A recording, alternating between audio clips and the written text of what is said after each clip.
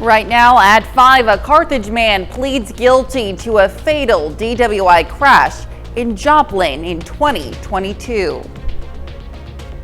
And we're in store for a fantastic Wednesday, but some rain chances in the forecast. Plus, the voters in Crawford County get a look at the candidates running for sheriff. The 4 states' most watched news starts now. Well, good morning and welcome to the KOAM Morning News. It's 5 a.m. I'm Elise Snowy. And I'm Lindsay Gaffney. Yes, and thank you for joining us on this Wednesday morning. And it sounds like it's going to be a good day today. I mean, it was pretty warm when I left the house this morning. Yeah. It was much warmer than it has been. But yeah, temperatures today looking good. Let's go ahead. We can take a look outside. Right now, temperatures are in the upper 50s in Joplin, about 58 degrees, but in Pittsburgh, about 51 degrees. So it's a little bit cooler out in Pittsburgh, but taking a look, clear skies, not much going on. Temperatures just now dropped down to the upper 50s, and this is where we're going to stay at least for the next couple of hours before we start to warm back up.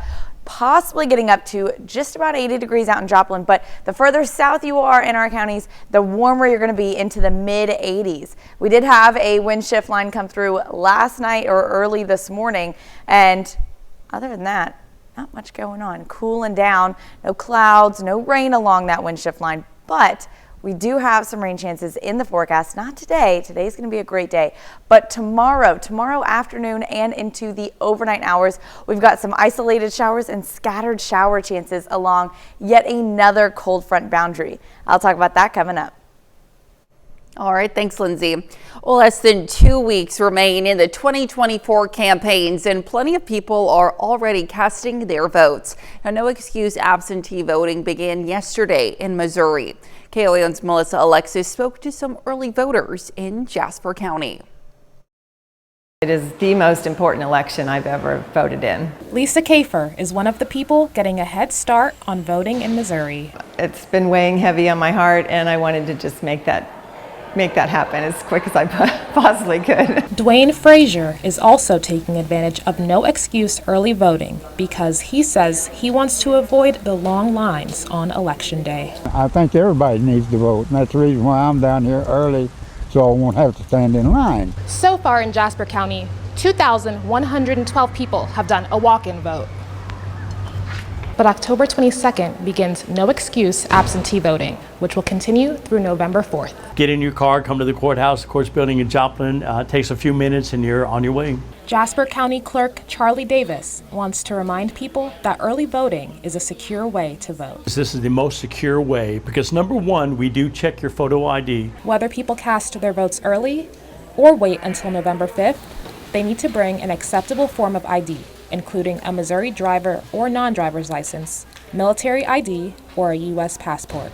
Reporting in Jasper County, Melissa Alexis, KOAM News. Now, election officials ask that voters do not wear any political attire like hats or buttons at the polling location. Well, early in-person voting is well underway in Kansas. In some places, it began Saturday. Now, voters cast ballots at the Bicknell Center in Pittsburgh yesterday, where a poll worker says turnout was well ahead what they typically see for early voting. Early polling locations will change from day to day in various Kansas counties. Well, when you head to the polls, you see a lot of names on your ballot, but we want to help you learn more about the candidates you'll be voting for.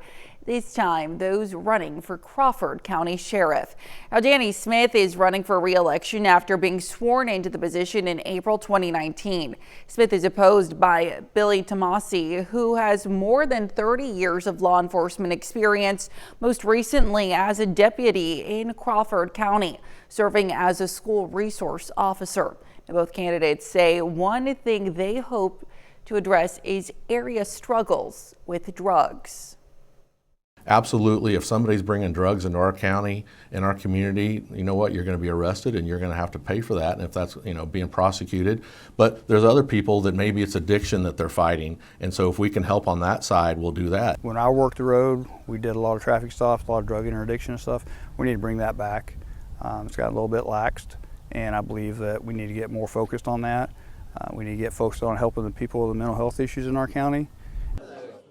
Well, voters will cast their ballots for Crawford County Sheriff November 5th. You can hear more from both candidates on our website. That's KOAMnewsnow.com. And to find voting information for your area, just scan this QR code. It'll take you to election resources on our website, KOAMnewsnow.com. You'll be able to find all sorts of election info, including polling places and schedules. You can even check to see if you're registered to vote. Well, a Carthage man pleads guilty for his role in a fatal DWI crash that happened more than 2 years ago. Joseph Hill was 19 years old at the time of the crash in July 2022.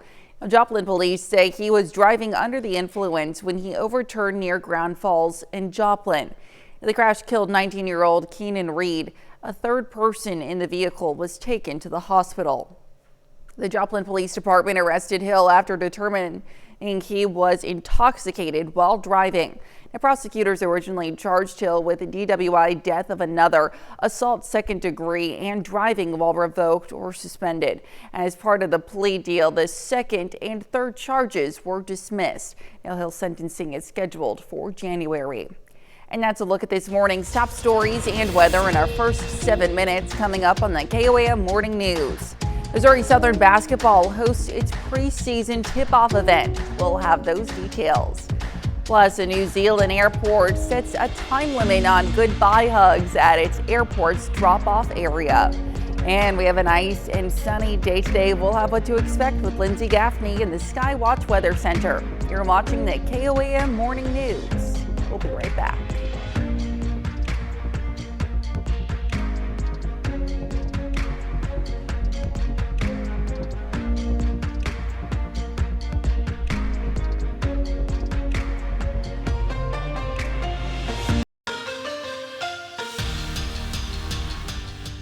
Southern men's and women's basketball are less than 3 weeks away from starting their season. Now, last night, Lions fans got their first look at both teams. Missouri Southern basketball hosted its annual Meet the Lions event yesterday evening.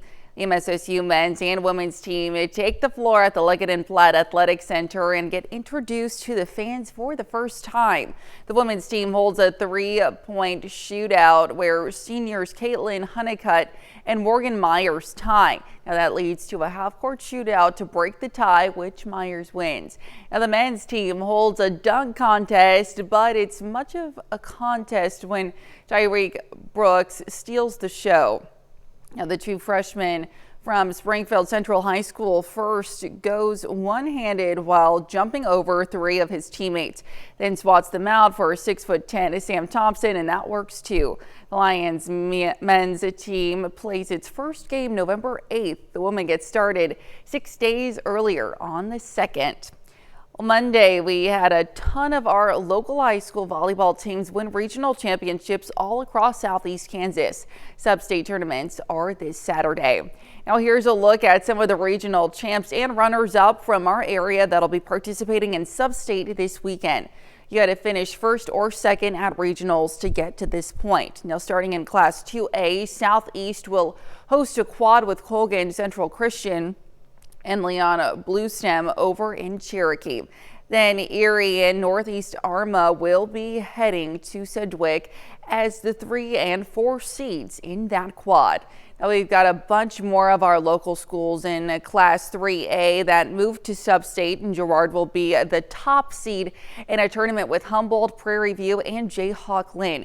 Now Frontenac, another regional champion, is won its home court along with Riverton and Galena as the 2 and 3 seeds. Now the Lady Rams were also regional champs, and Neodesha is the 1 seed on its home floor in a quad that includes Caney Valley, and all of these tournaments take place this Saturday.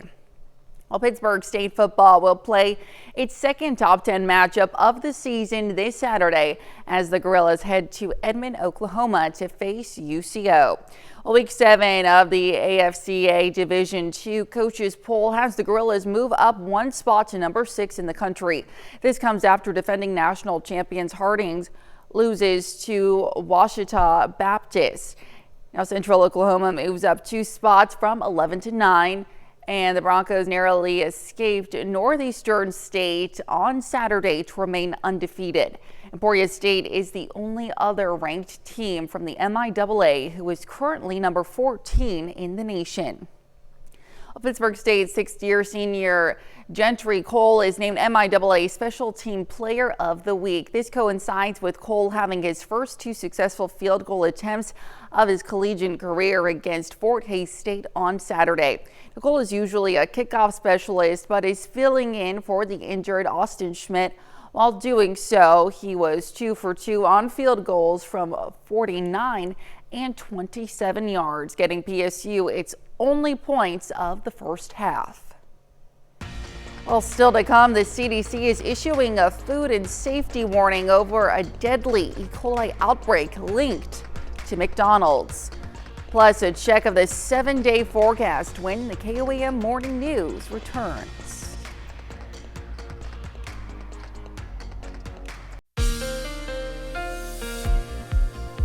Well, I hope everyone is having a wonderful morning so far. Temperatures are in the upper 50s, but clear skies out there, so it's a bit warmer than it should be. Now, yesterday we got up to 87, which beat out the previous record that was set back in 1947. Our lows are also about 15 to 20 degrees above average. Now, we did have a wind shift line that came in early this morning.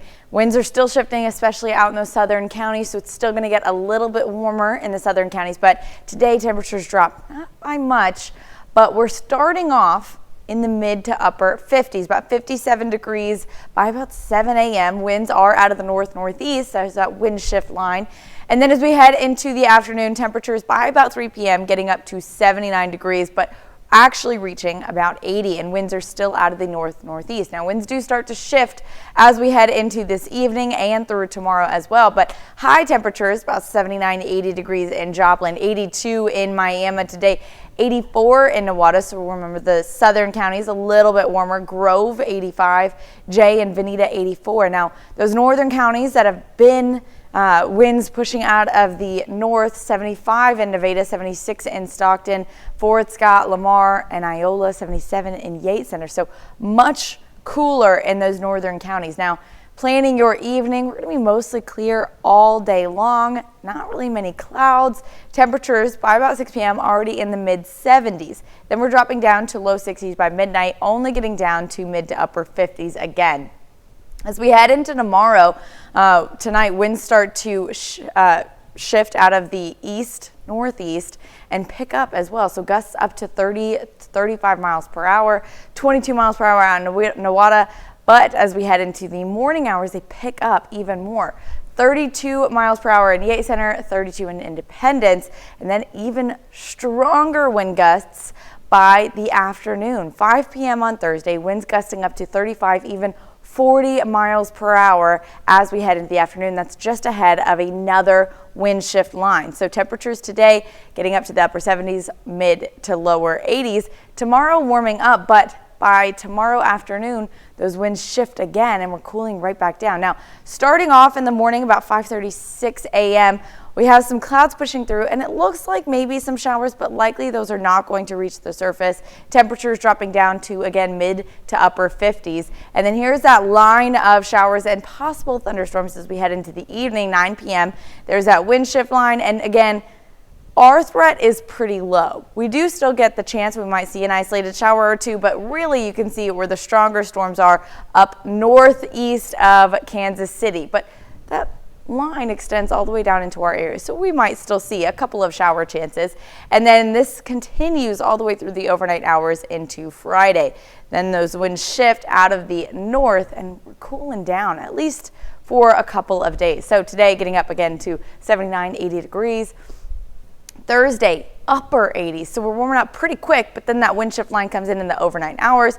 Temperatures drop back down to upper 70s on Friday. Saturday, fantastic. So it's going to be a great looking weekend in the mid to upper 70s, and then we start to warm up as we head into the week. Now, ahead of Halloween, we do have some rain chances that'll cool us off, and as of right now, they're holding off for just the morning hours on the 31st. So we're looking pretty clear for Halloween. But that'll be a look at your forecast. We'll be right back. Topping Health Watch this morning.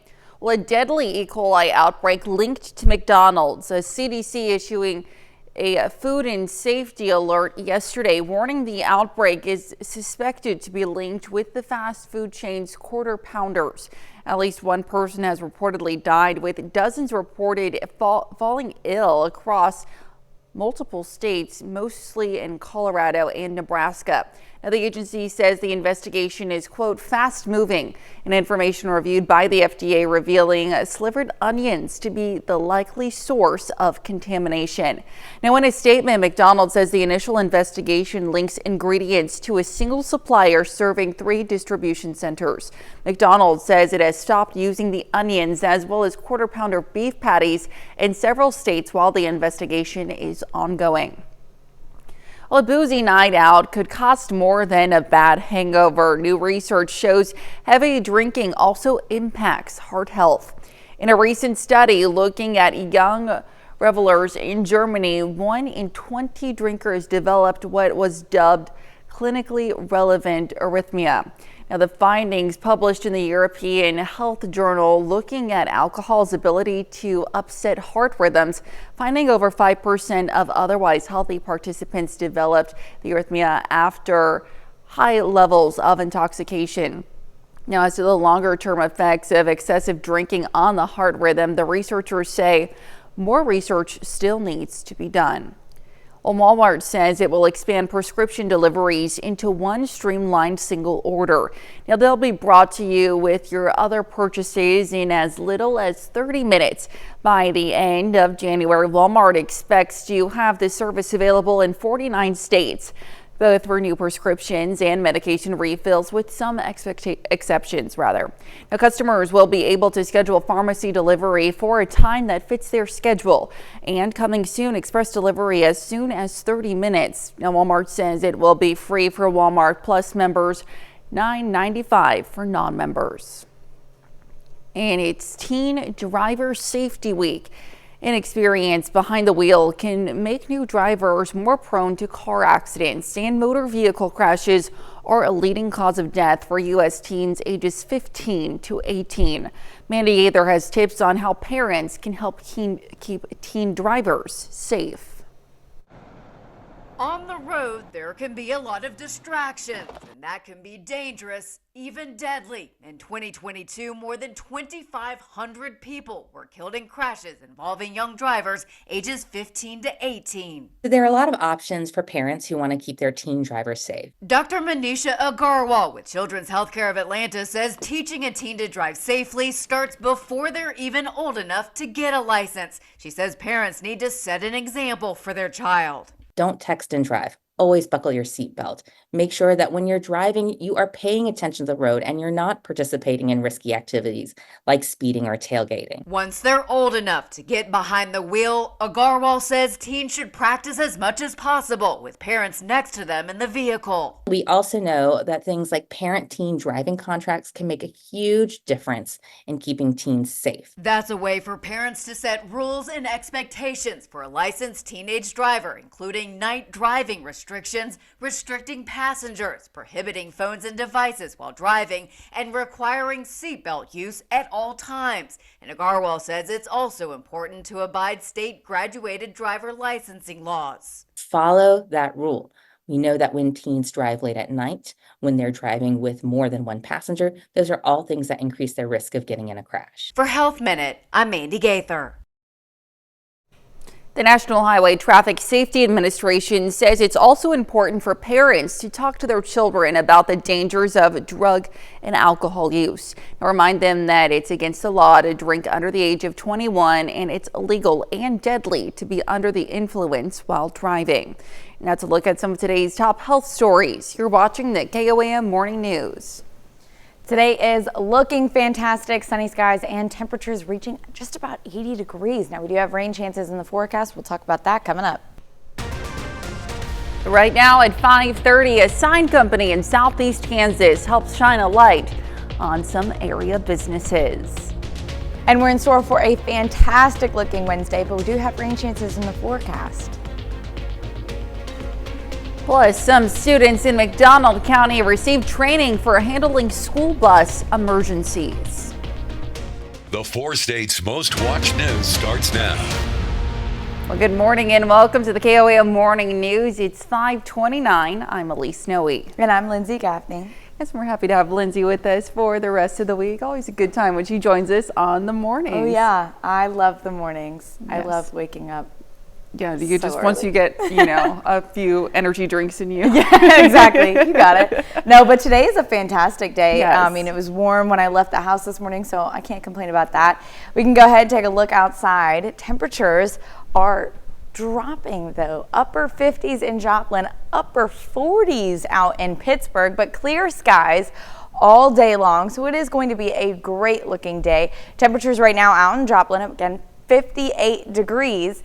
And the further north you go, the cooler you are, because we did get a wind shift line. Now, winds are still shifting. That's why temperatures out in Joplin are a little bit warmer than Pittsburgh, because winds out of Joplin are still in the south-southeast, but they're going to shift out of the north and temperatures drop today. Now, they're not dropping drastically. We're only getting up to about 79, 80 degrees today in those central counties, but the further south you go, the warmer it is going to be, up into the mid to lower 80s. Now, we don't have any clouds, no rain along that boundary, so we're looking good today, but we do have rain chances in the forecast. That's not until tomorrow, though. Temperatures are going to remain in the mid to upper 70s, and again, reaching maybe 80 degrees, sunny all day long. Those rain shower chances start to spike as we head into Thursday evening, with about 6 p.m. all the way into the overnight hours. Now, it's not drastic rain, but any rain is welcome for this time of year. But I'll talk about that coming up. All right, we'll see you soon, Lindsay. Well, the McDonald County, Missouri School District rolled into National School Bus Safety Week with a unique and hands-on training exercise. Now, the new program, Bus Helpers, empowers selected students to assist bus drivers in the case of an emergency. With parental permission and approval from school personnel, these students received trained on critical emergency procedures, including how to stop the bus, use the radio, and operate the safety equipment on board. It's extremely important to have somebody there in charge. The driver can't do everything by himself in an emergency. So part of their job is to help, get students off, help keep them corralled in a safe environment while emergency responders come or whatever happens in the emergencies. Now, the training is part of the district's ongoing efforts to create a safer environment for all students during transportation. The Miners Hall Museum in Franklin, Kansas draws thousands of visitors every year with its showcase of Southeast Kansas mining history. But a federal program will allow the museum to improve its preservation efforts. Now, CAPS, the Collection Assessment for Preservation, is a federal assessment program designed to work with and evaluate museums' preservation efforts. Museum personnel say they welcomed the assistance. Big thing we're working on now, in addition to the ideas, is fundraising to support. If you apply for a grant, you've got to be able to show that you can match that and support the endeavor, after those grant funds are spent. Only 71 sites were chosen across the country to receive CAPS assistance. Pittsburgh City Commissioners yesterday afternoon toured a town property that is in the process of getting quite a facelift. Lorenz House Development recently purchased the old Audacious Boutique at 2nd and Broadway. Crews are currently working to separate the first floor into 4 units accessible through a courtyard, and then add luxury housing on the 2nd floor. These buildings are really difficult and costly to rehabilitate, and so it is definitely a passion. And really, it's great to have collaborators like the Historic Society and other entities that can help make these projects possible from a funding standpoint. Now, Lorenz says her development group is partnering with the city for funding reimbursement for a portion of the project. And she says they originally planned to pursue a grant alongside the city, but is no longer doing so. Well, if you drive through Pittsburgh or Joplin, you'll likely find selected businesses with neon lights. Now, a member of Sign Brothers in Pittsburgh is the only employee who produces these neon lights for the store. He says it's a family trade he picked up from his late father. There's so many other nice ones that I really enjoyed doing, like House of Speed, Parrot Head, Liquor Store, Audacious, but they've unfortunately closed now. Now he goes on to say the process could take hours and even days to complete signs. Well, that's a look at our top news stories coming up this half hour on the KOAM Morning News. Peru's ex-president gets more than 20 years in prison for accepting bribes from a Brazilian construction company. Plus, Secretary of State Antony Blinken is in Israel for the 11th time since the war began. We'll have the latest. You're watching the KOAM Morning News.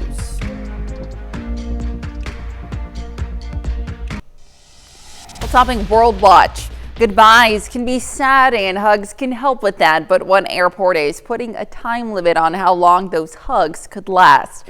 The New Zealand city of Dunedin has a new time limit of 3 minutes for hugs at its airport's drop-off area. Now, it's in an effort to reduce traffic jams from those embracements. Now, signs are posted reminding passengers of the limit and the zone's quick farewell policy. Visitors can relax knowing there won't be harsh enforcement over the policy, but some may be asked to move to the parking lot where hugs are free of charge up to 15 minutes. Well, Russian President Vladimir Putin meets with China's President Xi Jinping and India's Prime Minister Narendra Modi yesterday for the latest BRICS summit held in Russia. Now, BRICS originally comprised of China, India, Brazil, Russia, and South Africa, but has rapidly grown into include Iran, Saudi Arabia, and more, with other countries expressing interest in joining. Now, some see this summit as an effort from Putin to showcase support for Russia on the international stage and to expand financial and economic ties. Now, it comes as the U.S. and its allies make increasing efforts to isolate Russia. Putin is expected to hold around 20 bilateral meetings on the sideline of the summit with some leaders, and he expects 36 countries to attend, with more than 20 of them being represented by heads of state. Now, the former president of Peru receives more than 2 decades in prison after accepting bribes from a Brazilian construction company. Alejandro Toledo was sentenced to 20 years and 6 months in prison on Monday. Authorities accused Toledo of accepting $35 million in bribes while in office from 2001 to 2006 from construction giant Odebrecht in exchange for allowing a highway to be built in Peru. 3 other former presidents were also accused of receiving payments. Toledo denies all accusations against him. President Biden's top diplomat is making a personal pitch to Israel's leader to end the Middle East war. Secretary of State Antony Blinken was in Tel Aviv for a meeting with Prime Minister Benjamin Netanyahu. Rick Palkett is in Haifa, Israel, with the latest.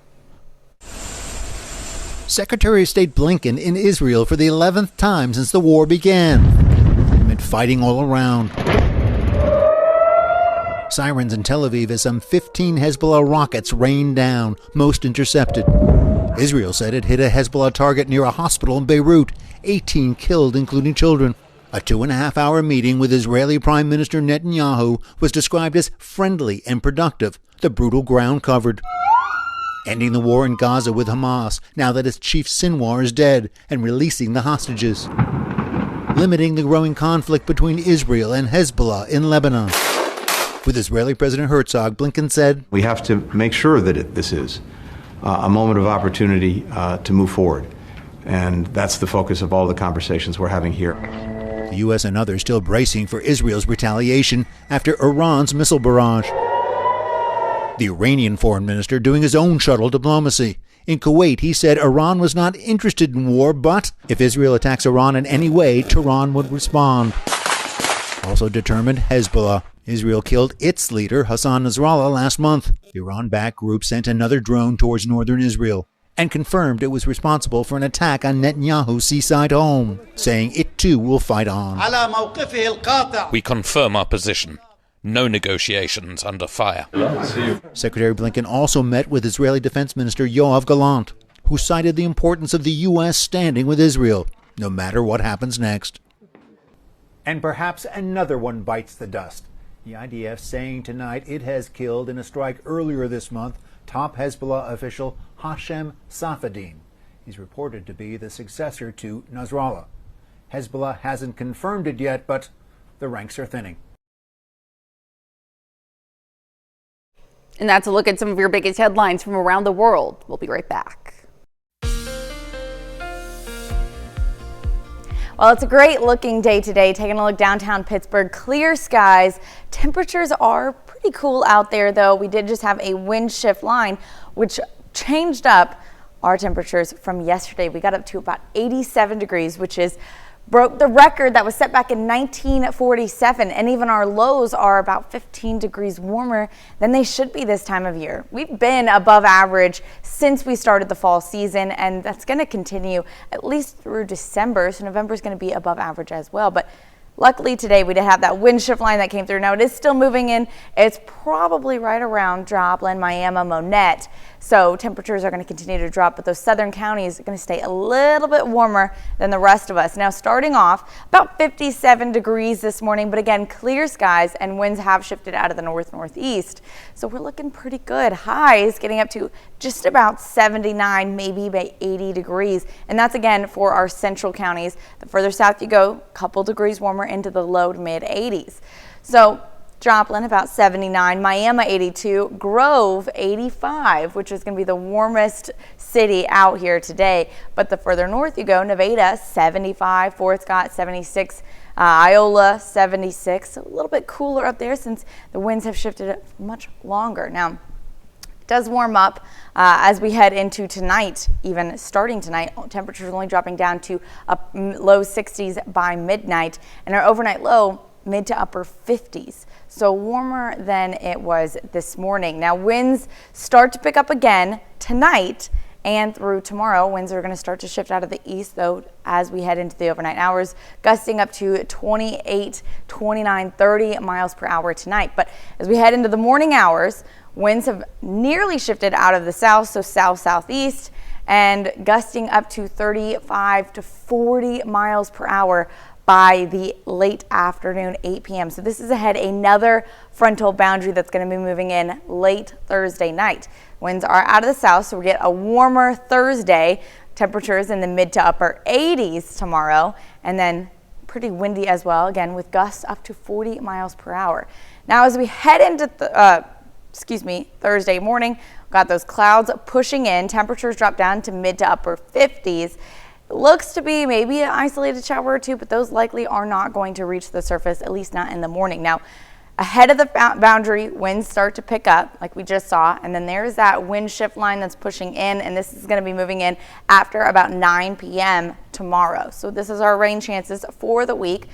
Mostly Kansas City and Northeast are going to get the actual strong showers and thunderstorms, though we are still in that boundary, so we may still see an isolated shower or two pop up. Not going to be very widespread, and it's not going to accumulate a lot of rainfall, but still, we're going to accept any rain chances that we get this time of year. So this continues all the way through the overnight hours into Friday morning, but clears out before you even start your day on Friday. So temperatures drop down to upper 70s by Friday. Saturday, low 70s, looking great for the weekend, sunny skies. And then as we head into Halloween week, we've got another boundary moving in just before Halloween.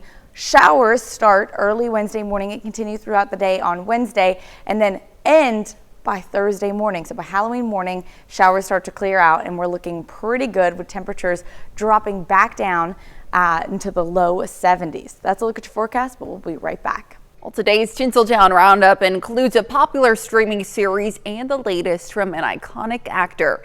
Here's David Daniel with the Hollywood Minute. This is the hill we die on. I'm ready. Here's your latest look at the final episodes of Yellowstone. Part 2 of Season 5 marks the first new episodes of the Western saga since January 2023. Yellowstone returns to Paramount Network November 10th. Why are you here, Eli? I've been accused of not being myself. Showrunner Sarah Thorpe started sending Billy Crystal scripts for the psychological thriller Before while he was working on a very different project. I was on Broadway in a musical of Mr. Saturday Night, and then So I would get these scripts, which I would save from Mondays, which was my only day off, and I'd read what she had done and had come up with, and I would like break out into a sweat and put it down, going, "How am I gonna do this?" And then, God, I love this, and this is scary. And at night I'm doing, jokes and humor and dancing, and then in the day I would like going, "Oh, I get to do this, I get to do this." It was like crazy. Before debuts Friday on Apple TV+. In Hollywood, I'm David Daniel. Well, a tried and true law enforcement tactic put to the test twice, and the tense takedowns were both caught on camera. Jeremy Roth has today's Take a Look at This. Take a look at a pair of dash cam vids that are just the pits. I am, of course, talking about the tactical maneuvers designed to put a literal stop to misbehaving motorists. The first capped off a tense encounter in Georgia that began with an armed robbery suspect fleeing from police in a small SUV. The driver led both Atlanta PD officers and DeKalb County Sheriff's deputies on a high-speed highway chase, which was cut short with a swift pit maneuver that spun the suspect vehicle into the dividing wall, where it continued on in reverse. The driver then tried to flee on foot, hopping over into the oncoming lanes, but quick-acting officers thankfully nabbed her before a dangerous encounter turned into a deadly one. Another pit situation, or pituation if you will. This one in Tampa, Florida, pitted a state trooper against a driver on a highway going the wrong way. After a brief brush by, the trooper caught up with the driver and performed a pit maneuver that took a couple of bumps before spinning the vehicle back the right way, and even then, the motorist, who was later charged with DUI, hit and run, and eluding, took their sweet time coming to a stop.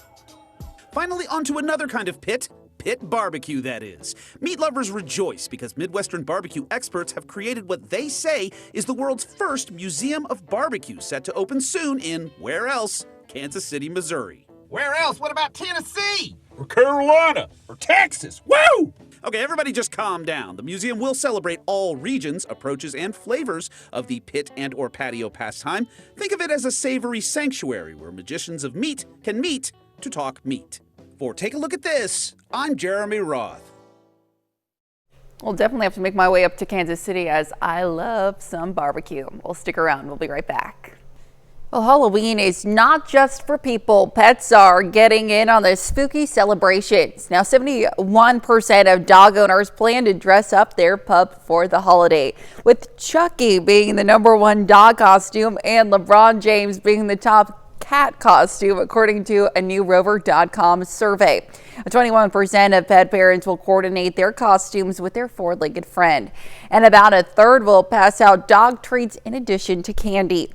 But along with the treats come some tricks. 1 in 3 pup parents say Halloween is just as stressful for their dog as the 4th of July, and 65% report their dog gets stressed or anxious when someone comes to the door.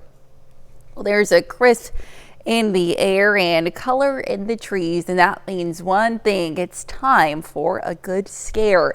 Today marks National Horror Movie Day. Whether Michael Myers makes your skin crawl or Annabelle torments your soul, there's a film for every anxiety. Horror films have been around about as long as movies themselves, and they date back to 1886 with the 3-minute French film The Haunted Castle. Now, since then, filmmakers have given us a slew of suspense, supernatural, psychological, and gross-out horror flicks. Now is the time to find them in theaters and on your favorite streaming platforms. Even though it is Halloween season and that fall season, temperatures are not really cooperating. We're in the upper 70s today, which is about 10 to 15 degrees warmer than it should be. But it is going to be a nice day, sunny skies. Now we do have some isolated shower chances tomorrow evening. Temperatures are going to be even warmer in the upper 80s before those showers push in along a boundary. Luckily, the temperatures drop again for the weekend down to mid to lower 70s. The start of the weekend, 73 degrees on Saturday, 78 by Sunday, and then back up to low 80s for the start of the week. Now, ahead of Halloween, we do have, again, another rain shower chance along a cold front boundary. That's going to be Wednesday and clearing out by early Thursday morning. Luckily, The rest of the day, Thursday, is going to be mostly sunny, a few clouds, but we do have temperatures dropping down to lower 70s, so it's going to be a cool Halloween night. And then heading into the weekend ahead, temperatures drop down into the lower 70s and sunny skies for the rest of the weekend.